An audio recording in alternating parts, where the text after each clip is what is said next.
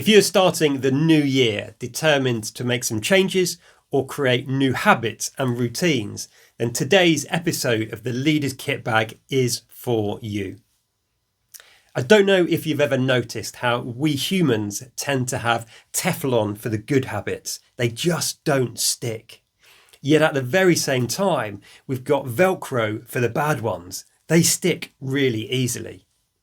Well, in today's episode, I've got 4 tips to help make your new healthy habits stick.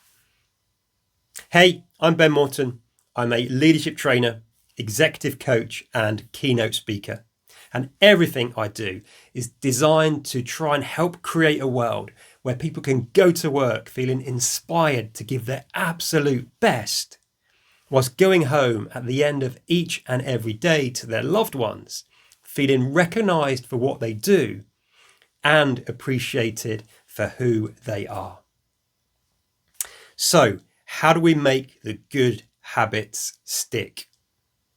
To do this, I just need you to remember the acronym FEED. F-E-A-D. It should be simple to remember because you just need to think about feeding your new habits. Let's take a classic New Year's resolution of getting fitter and healthier to help us explore the FEED acronym. The F stands for force. This is simply about thinking about how we can force the new habit or routine into being. For example, if we're trying to get fitter and healthier, we may decide to lay our workout clothes out before we go to bed, so they're there ready to go to give us that cue to exercise in the morning. Or we might decide to work out with a friend or a personal trainer, thereby forcing ourselves to do it because we've got that accountability partner there. The E is eliminate.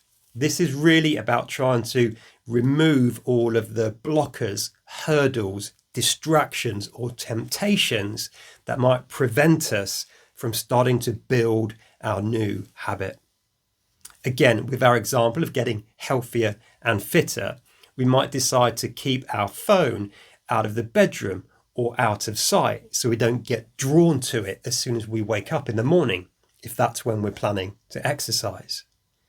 Or if you're in the gym, we might decide to keep our phone in the locker in the changing room so we don't get distracted between exercises or sets and we can stay fully focused on what it is that we're doing.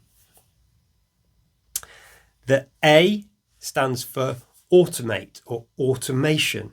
This is simply about trying to put mechanisms into our schedule or into our life that means it's easy to create the new habit or to start doing the new action that we want to take.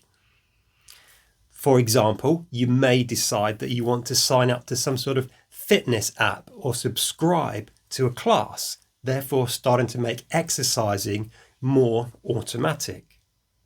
For me personally, right now I'm training for a series of ultra marathons. So I've created a training program on my Garmin here, and each day it tells me what my workout is, how long for, when to rest, and it gives a little beep each morning telling me what my session is for that day.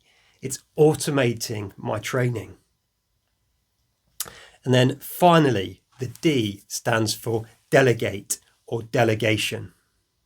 This is really about enrolling others and getting them to help holding us to account. An example of delegation might be you hire a personal trainer to train you, and then you've got that degree of accountability. I once heard a story of a senior leader who was trying to create the new habit of leaving work slightly earlier to get home to see their partner and children.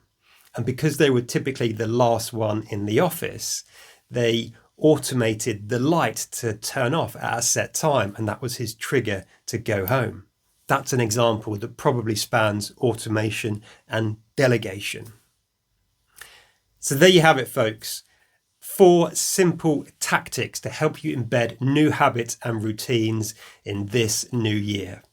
Force, eliminate, automate, and delegate. As always, I hope it's been useful. Look after yourself. Look after those you've got the privilege and responsibility to lead. And until next time, lead on.